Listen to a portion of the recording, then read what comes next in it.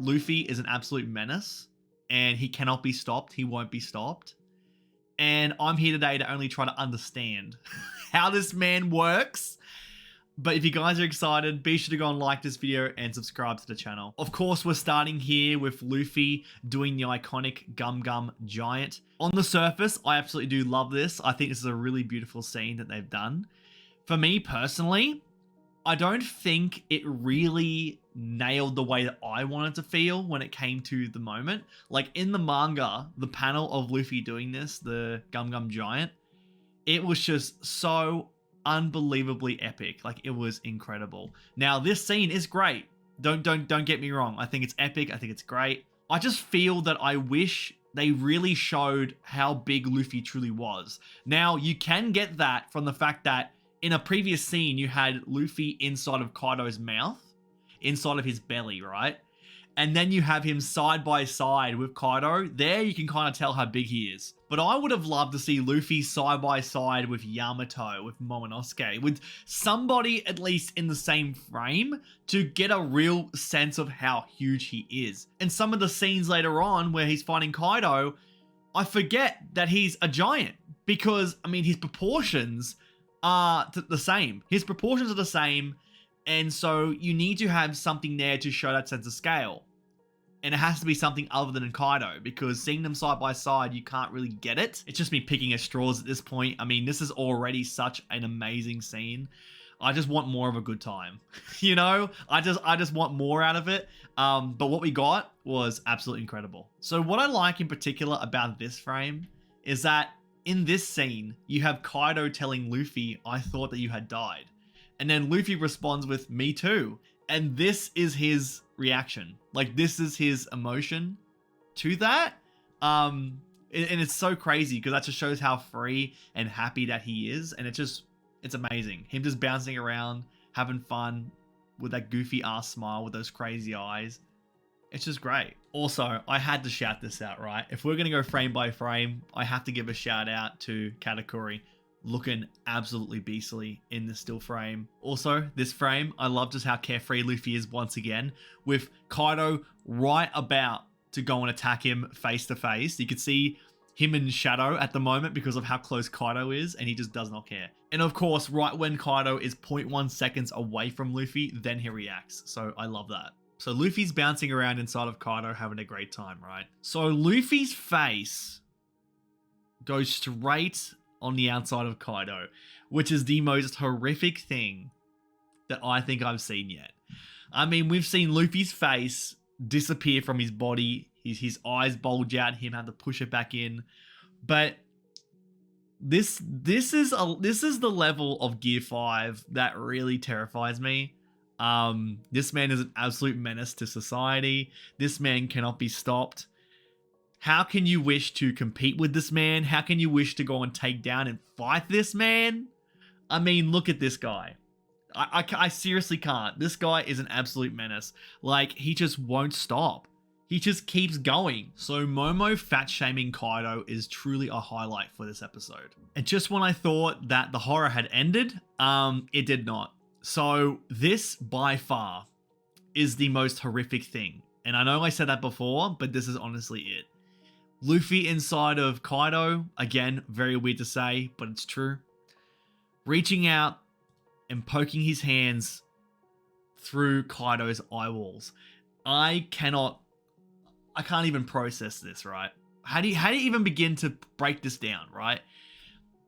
This is nightmare fuel. This is absolute nightmare fuel. Just the sensation of Luffy's hands going straight through your eyeballs in this manner.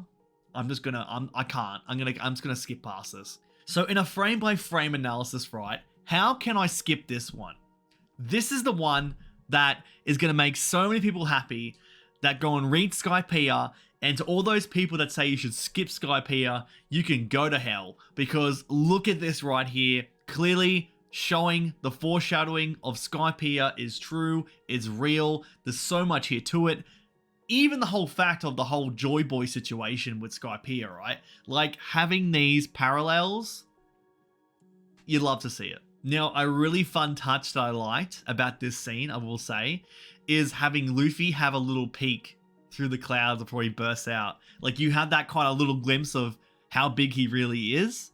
I do love that. That's a really nice touch that they did. Now, like I said previously, the fact that now you can see side by side Luffy and Kaido, the fact that Luffy was inside of Kaido's mouth and now he's at this size, really shows how big he truly was.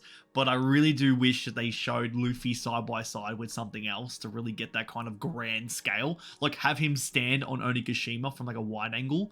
That would have been really, really cool. If you guys had seen the Hype Awards for 2022, you would know that the best attack of the year was the Gum Gum Jump Rope, okay? So I was waiting for this to be animated, but the fact that they added this whole other layer to the attack, where you have the shock waves coming down, is so crazy. Like, I can't. Like, they really showed the force of Luffy whipping Kaido around was that great. It created this kind of breaking of the sound barrier. Like, the force was that insane.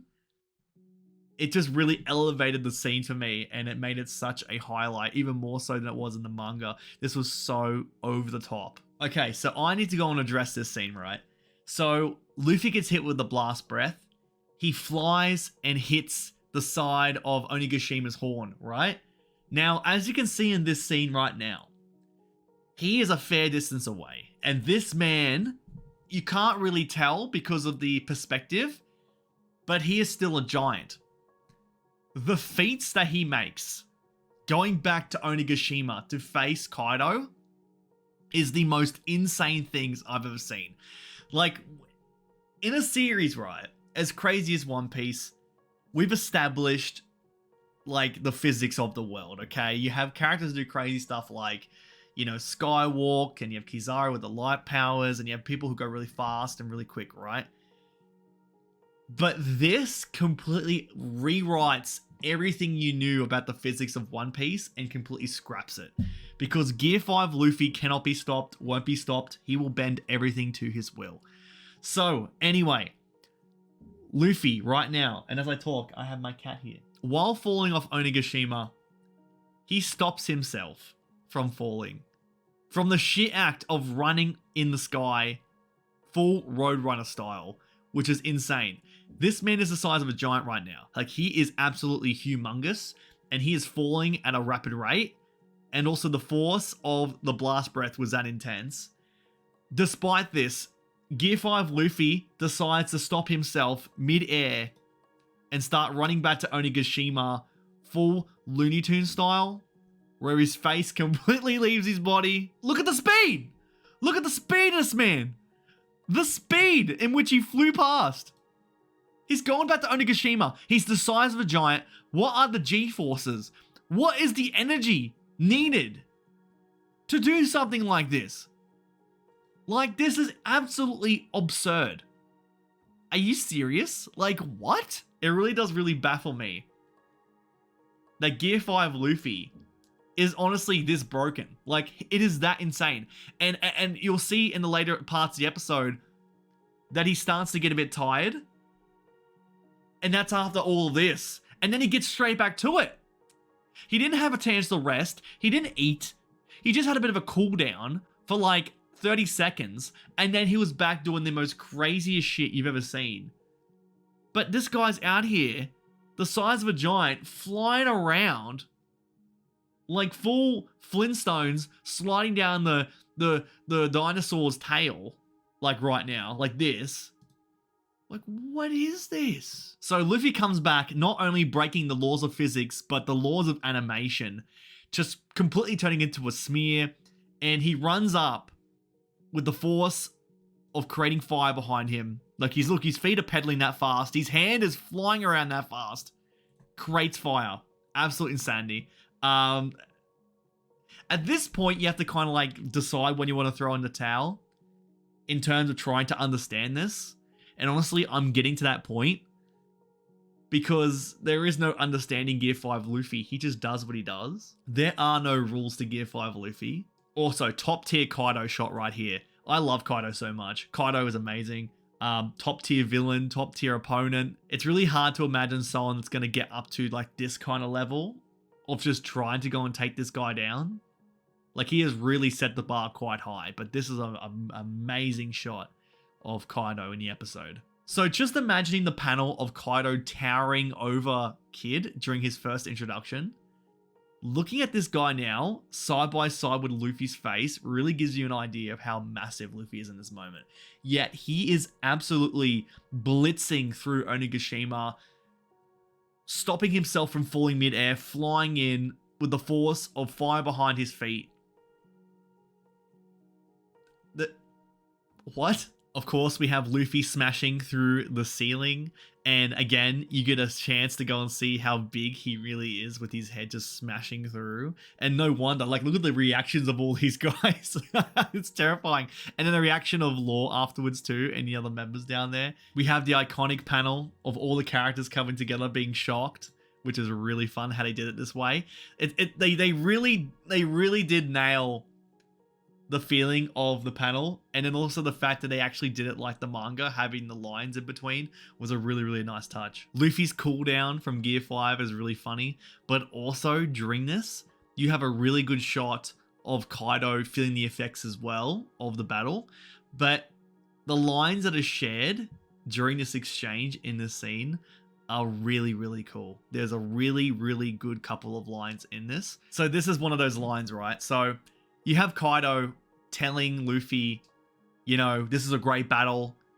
The story of this battle will be shared from generations, right? It'll be shared for a long time. Luffy's like, no, that's not what I want. And then he proceeds to go and say, once you die, all that is left is bones. And once he goes and says this kind of cold line, his response to saying that right after is just pure bliss, like laughter. Like, that is so unhinged. That is so maniacal. It's so crazy. It's insane. And also, look at this guy. Like, this man is chapped to hell. Give this man a damn lip balm, right? Gum lip balm. Like, take it out of his hair. Apply something, please. Have some water. Like, man is dehydrated like crazy. But the fact that he's saying a line like that in his follow-up to saying a line like that is to laugh is crazy. I think this is potentially the line of the entire episode. You have Kaido's follow-up to what Luffy was saying to say, hey, you'll die. And Luffy's response to this is insane. Like, you have next shot, incredible. You're like, holy shit. This is serious. This man is in the gear second pose, stands up. The animation is going off the charts. And then Luffy's response to Kaido, after saying, hey, you're gonna die, is to say, do you think I'm afraid of that? That is incredible. That is nothing short of incredible. That is Monkey D. That's my man. That's the king of the pirates. This man's gonna smile in the face of death. This is the dude. This is my main man. This is the guy. This is the myth. This is the legend. And the animation in this scene too really plays into that. Having such a really heavy, cold, just beastly sentence to say, do you think I'm afraid of death, Kaido? With this kind of animation, to stop. They're just really feeding us good. This is incredible. So this scene speaks to me for a number of reasons, right? For one, the animation, top tier, incredible. The emotion, the drums, you love it. The other thing though, is this implication of Luffy saying beat loudly, heartbeat, right? As if it's not a part of his own body. Like it's independent of him. Now we know in terms of the Zoans and everything that's been shown that they are said to have a will of their own, right? And that Luffy now is revealed to have a mythical Zoan. And that before, you know, Joy Boy 800 years ago, it was awakened, and you could have a multitude of different theories in regards to how Joy Boy's soul could be the essence of the fruit, right? Which has gone into Luffy. The whole thing of Luffy dying and then being brought back by his heartbeat, and then you have this scene where it's like beat loudly, heartbeat. It seems that his heart has its own will. Like, it runs independent from Luffy's body, which is why he was able to be revived via his heartbeat when he died. And then you have this where he's asking his heartbeat to beat loudly. Like, he's telling it to do it. Like, your heart just beats, right? Your heart just works. But Luffy is here communicating with his heart to beat louder.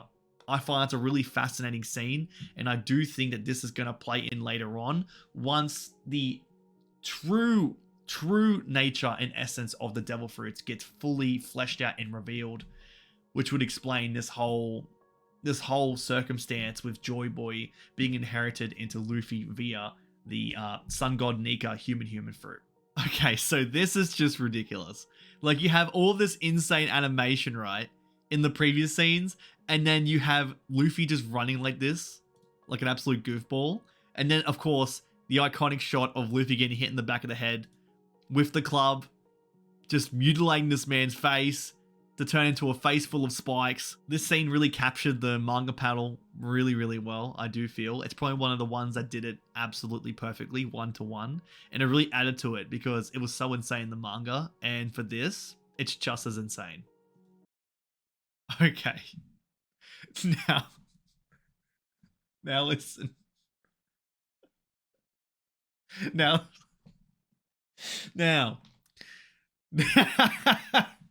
listen. We've seen a lot of impact frames. We know they can be very sneaky in terms of putting in different pictures and different screenshots and different stills in here, right? And also, you can probably think, oh, well, that kind of looks a bit funny. That kind of looks like something, but it's not anything. Luffy is flipping off Kaido. There is no talking around this. There really isn't. There is no sort of benefit of the doubt here. Luffy is straight up flipping off Kaido in this moment. And I don't know how this made it in. Like, this is so sly of them to do so. And then also, like, after the fact, right? Like, once the animators see this, or like Toei or anybody sees this, is like the animator going to be in trouble? Like, what is this? Like, he totally, like, he or she put a single frame of Luffy flipping off Kaido into this episode. That is absolutely insane.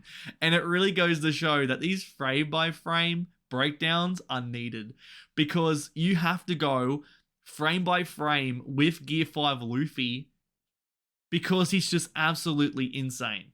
Like, you can have any sort of argument you want about which power is more iconic, you know, like Super Saiyan versus Gear 5 or anything in general.